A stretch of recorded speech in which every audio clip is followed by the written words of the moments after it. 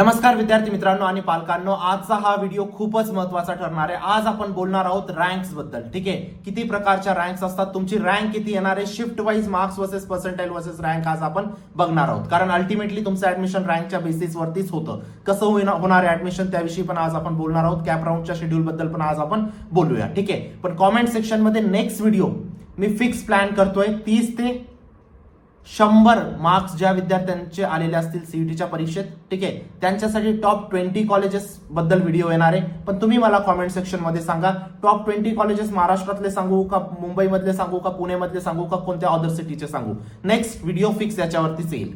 ठीक आहे, प्रत्येक विद्यार्थी कॉमेंट करेल. जितके जास्त कॉमेंट ज्या सिटीसाठी येतील तो व्हिडिओ नक्कीच पुढचा असेल. आज आपण बोलणार आहोत रँक बद्दल, marks versus percentile versus rank versus shift. ठीक आहे, तुमची ही शिफ्ट असेल तर तुमचे पर्सेंटाइल किती येतील आणि तुमची रँक किती येईल त्याविषयी आज आपण बोलणार आहोत.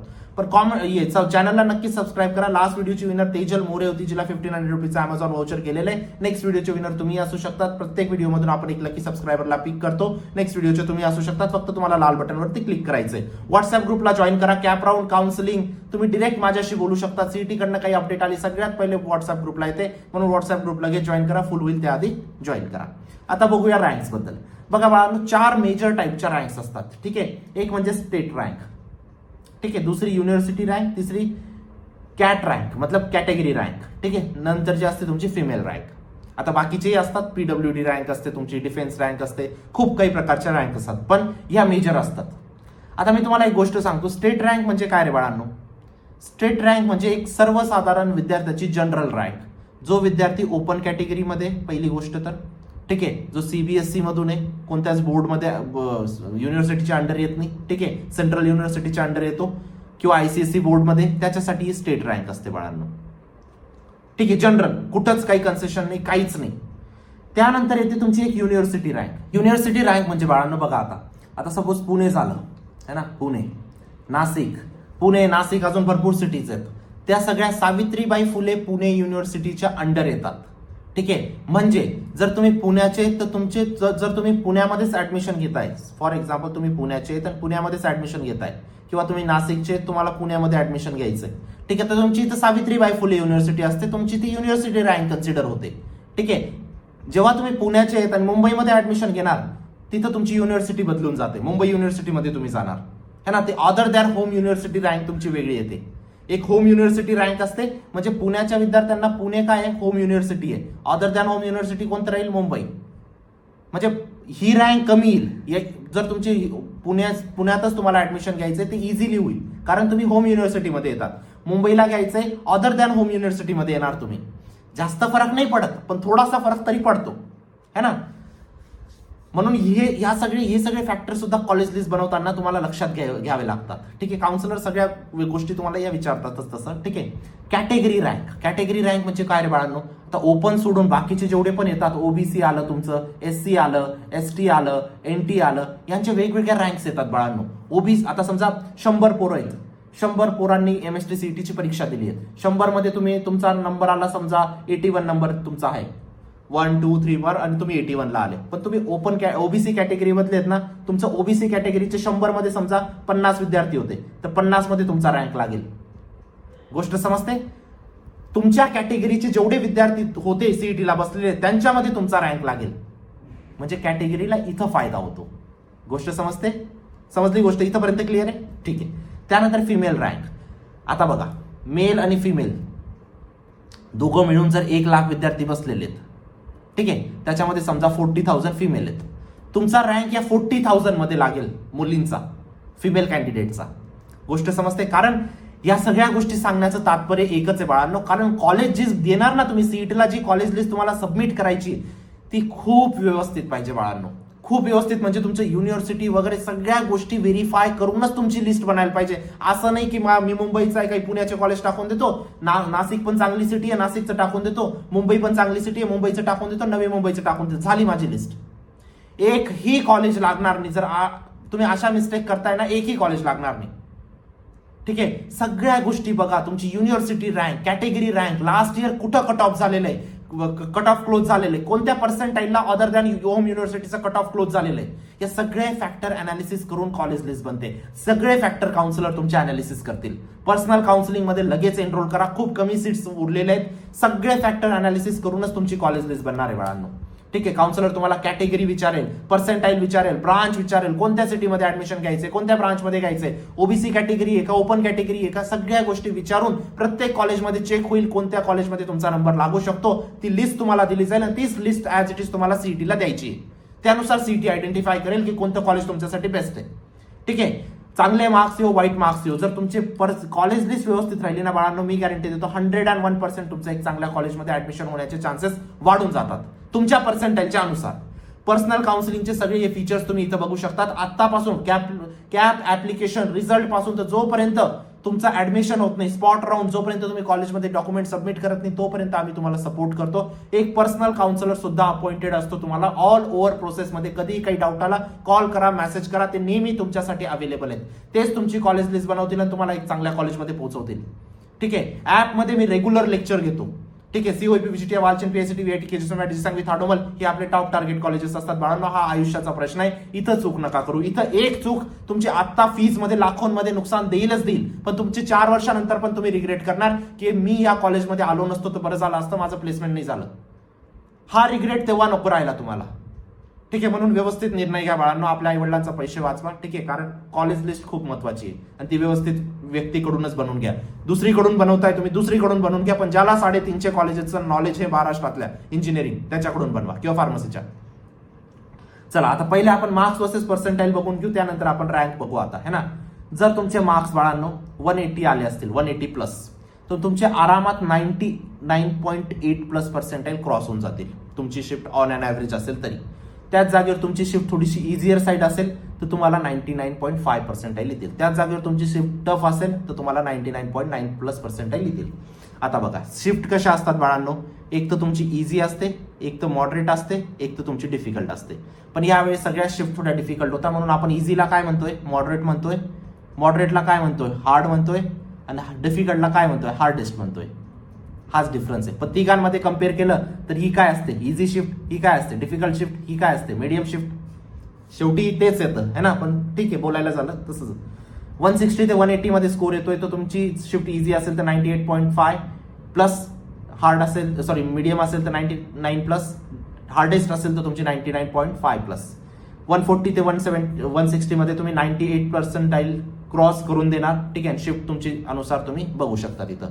ठीक आहे, जर तुमचे 130 ते 140 मार्क्स आले तर 97 आरामात क्रॉस करणार. इझी शिफ्ट असेल तर 96, डिफिकल्ट शिफ्ट असेल तर 97.5.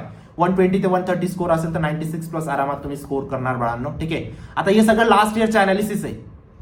ठीक आहे, चेंज करायला लागलं सीईटी चेंज करू शकते, ही कोणीच गॅरंटी देऊ शकत नाही असंच येईल बाळांनो तुमचं, नाही. सीईटी वरती डिपेंडेंट आहे. मागच्या वर्षी किती घोटाळा झाला होता तुम्हालाही माहिती आहे, मागच्या वर्षाचे व्हिडिओ बघा तुम्ही फक्त. ठीक आहे, किती स्कॅम झालेला आहे. ठीक आहे, त्याच्याविषयी पण मी पूर्ण व्हिडिओमध्ये बोलणार आहे तुमच्याशी.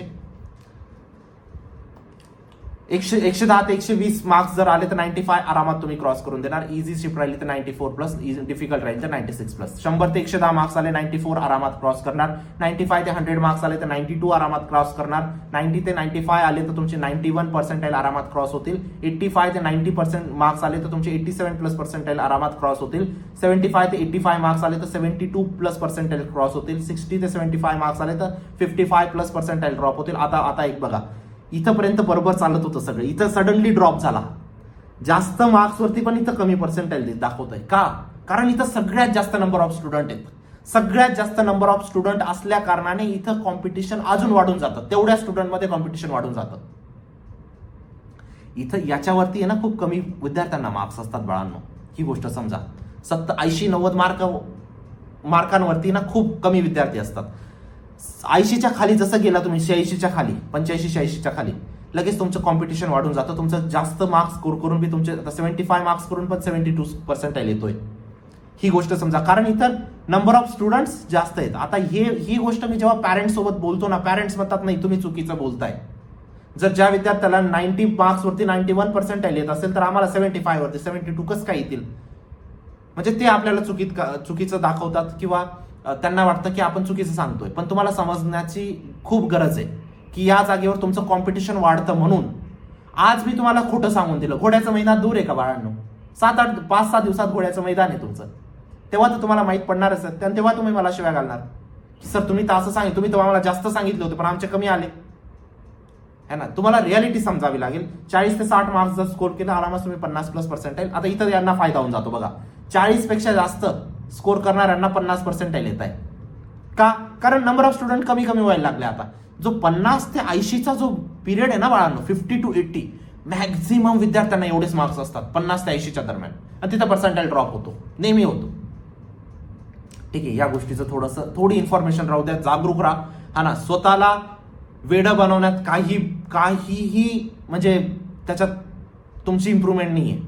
ठीक आहे, असं आहे ना की स्वतःला मोटिवेट करणं चांगली गोष्ट आहे, पण रियालिटीशी पण आपल्याला जुडून राहावं लागेल. चला आता पर्सेंटाईल माहीत पडले. आता रँक वरती, कारण रँक वरती आपलं ऍडमिशन होणार आहे. कशावरती ऍडमिशन होणार आहे? रँक वरती. पण आता एक गोष्ट लक्षात ठेवा, रँक फक्त आपण इथं स्टेट रँक बोलणार आहोत. ठीक आहे, तुमची युनिव्हर्सिटी रँक वगैरे सगळ्या गोष्टींबद्दल बोलायला गेलो तर 1 तासाचा व्हिडिओ होईल. स्टेट रँक जर तुमची समजली तर आरामात, युनिव्हर्सिटी तर त्याच्यापेक्षा कमीच असेल, कॅटेगरी तर त्याच्यापेक्षा कमीच असेल. ठीक आहे, म्हणजे युनिव्हर्सिटी समजली तर बाकीच्या तुम्हाला आरामात समजून जातात. 99.91% जर स्कोर केले असतील तर 190 ते 200 रँक येते. म्हणजे 99.9%च्या वरती फक्त 100-200 विद्यार्थी आहेत बाळांनो, फक्त 200 विद्यार्थी ज्यांना 99.9% पूर्ण महाराष्ट्रात बोलतोय मी, ऑल ओव्हर महाराष्ट्रात फक्त टॉप 200 विद्यार्थी आहेत ज्यांना 99.9% आलेले आहेत. तुम्ही म्हणणार सर खूप जास्त आहेत, खूप जास्त नाहीत बाळांनो. ठीक आहे, 99.51% जर येत आहे तुमचे तर 1300 ते 1400 विद्यार्थी त्याच्यावरती असतात पूर्ण महाराष्ट्रात. कारण बाळांनो 9 लाख विद्यार्थ्यांनी परीक्षा दिलेली, त्याच्यामध्ये इंजिनिअरिंगचे तुम्ही कन्सिडर करा 5-6 लाख विद्यार्थी, त्याच्यामध्ये 100 विद्यार्थ्यांना फक्त तेवढे येत आहे, तर खूप कमी आहे. 99.03% तुमची आरामात 2600 ते 2700च्या दरम्यान रँक येईल. 98.07% तुम्हाला आरामात 5300 to 5600 तुमची रँक येईल. 95% 13,000 ते 14,000च्या दरम्यान रँक येईल. 90+% 27,700 ते 29,000 पर्यंत तुमची रँक येईल. 85% तुमची 38,000 ते 40,000 रँक येईल. म्हणजे जेवढे विद्यार्थी बसले त्याच्यात तुम्ही 38,000वा नंबर तुमचा आहे. गोष्ट समजते है ना. 80% जर येत आहे तुमच्या तर 59,000 ते 61,000 रँक तुमची येईल. 70% येत आहे तर तुमचे 70,000 ते 72,000 रँक येईल. 60,000% येत आहे तर तुमचे 90,000 ते 93,000 रँक येईल. म्हणजे 1 लाख 93,000 म्हणजे मी 1 लाख कन्सिडर करतो. 1 लाख रँक पर्यंत फक्त 60% ज्यांनी आणले ना, 60+% तेच 1 लाख विद्यार्थी, टॉप 1 लाख विद्यार्थ्यांमध्ये येतील महाराष्ट्राच्या.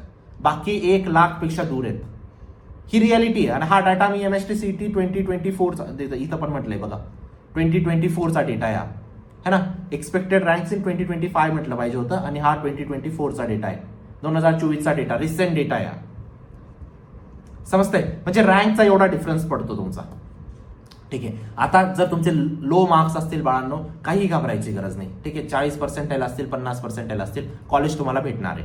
ठीक आहे, कारण पूर्ण महाराष्ट्रात सर्च केलं तर कॉलेज भेटणारच आहे. ठीक आहे, आणि एक गोष्ट सांगतो बाळांनो, आता प्रत्येक विद्यार्थी कॉल करतो मला, सर मला मुंबईला पाहिजे, पुण्याला पाहिजे, मुंबईला पाहिजे, पुण्याला पाहिजे. मुंबईला त्याला 30% कॉलेज चालेल, पण नाशिकला त्याला 60% कॉलेज चालणार नाही. का रे बाळांनो? का? फक्त लाईफस्टाईलमुळे? जर तुमचा हा विचार असेल तर पुण्याचे कॉलेजेस खूप चांगले, पुण्यात मस्ती, हे ते, हा सगळा विचार सोडा. कुठं प्लेसमेंट चांगली ते बघा. 30% कॉलेज तुम्हाला पुण्यात चालेल आणि 60% कॉलेज तुम्हाला पुण्यात नाही चालणार, ही चुकीचं आहे. ठीक आहे, जर तुमचे कमी मार्क्स जरी असले बाळांनो तरी तुम्हाला एक बेस्ट कॉलेज भेटू शकतं Y making best college list. जर तुमची कॉलेज लिस्ट व्यवस्थित राहिली तुम्हाला बेस्ट कॉलेज भेटेल. ठीक आहे, प्लेसमेंट चांगलं पाहिजे, ब्रांच चांगली पाहिजे. ती गोष्ट तुम्हाला अचीव्ह करण्यासाठीच कॉलेज लिस्ट बनवली जाते. काउन्सिलर कडून व्यवस्थित कॉलेज लिस्ट बनवा बाळांनो. आता तुमचा आयुष्याचा प्रश्न आहे, हा प्रश्न खूप मोठा असतो आणि ह्या प्रश्नांमध्ये ना 50% इन्व्हॉल्वमेंट तुमच्या आईवडिलांचं पण ठेवा. हे सगळे व्हिडिओ 50 आईवडिलांना पण दाखवा, कारण तुम्ही कॉलेज सिलेक्शन करणार, ऍट देन फायनान्शियल त्यांना बघायचंय है ना, त्यांना पण दाखवत जा हे व्हिडिओ. ठीक आहे, तुमच्या आयुष्याचा प्रश्न इथं चूक नका करू. काही अडचण असेल तुम्ही मला व्हॉट्सअप करा.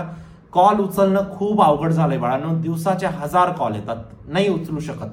4 लोक बसवले तरी ते अटेंड नाही करून पाहत, कारण एक कॉल जेव्हा येतो ना तेव्हा 10 कॉल मागून पडतात. कसं काय प्रत्येकाला कॉल बॅक करू आम्ही?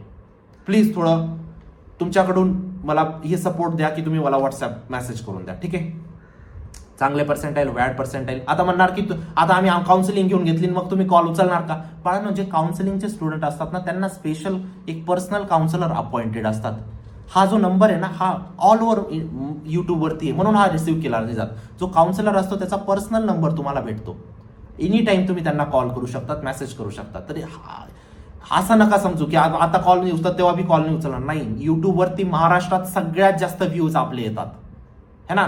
तुमचा ट्रस्ट मी तोडणार नाही, ह्या गोष्टीची मी तुम्हाला खात्री देतो, ठीक आहे? चांगले पर्सेंटाईल, बॅड पर्सेंटाईल, चांगलं कॉलेज भेटू शकतं जर तुमची लिस्ट चांगली राहिली तर. काउन्सिलर सगळ्या तुमच्या डिटेल्स विचारेल आणि त्यानुसारच तुमची लिस्ट वगैरे बनवेल. हे एक मिशन आहे महाराष्ट्राच्या प्रत्येक विद्यार्थ्यापर्यंत पोहोचायचं. तुम्ही मला मदत करणार अशी मी अपेक्षा करतो की ही बॅच विद्यार्थ्यांपर्यंत पोहोचवा, जे गरजू आहेत त्यांच्यापर्यंत पोहोचवा, ठीक आहे? व्हॉट्सअप ग्रुपला लगेच जॉईन करा आणि चॅनलला सबस्क्राईब करा. भेटूया नंतरच्या व्हिडिओमध्ये. तोपर्यंत बाय, टेक केअर, थँक्यू.